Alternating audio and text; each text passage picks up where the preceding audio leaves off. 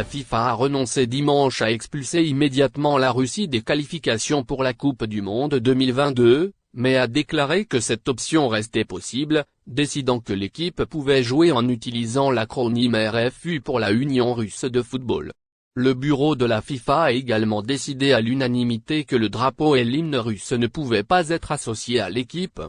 La FIFA poursuivra son dialogue en cours avec le CIO, l'UEFA et d'autres organisations sportives pour déterminer toute mesure ou sanction supplémentaire, a déclaré la FIFA dans un communiqué, y compris une exclusion potentielle des compétitions, qui sera appliquée dans un avenir proche si la situation ne s'améliore pas rapidement. Cette décision reprend celle du tribunal arbitral du sport, avant l'invasion de l'Ukraine, sanctionnant la dissimulation par la Russie de l'enquête sur le dopage d'État.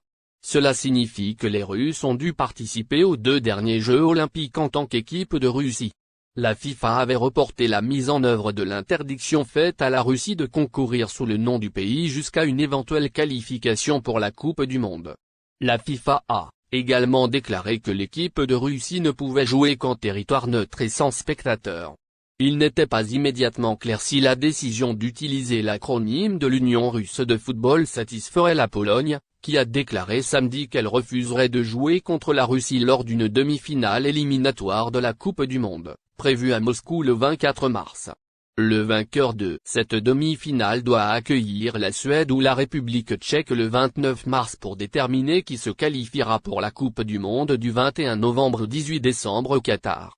La République tchèque a rejoint la Pologne et la Suède dimanche en déclarant qu'elle refuserait de jouer contre la Russie.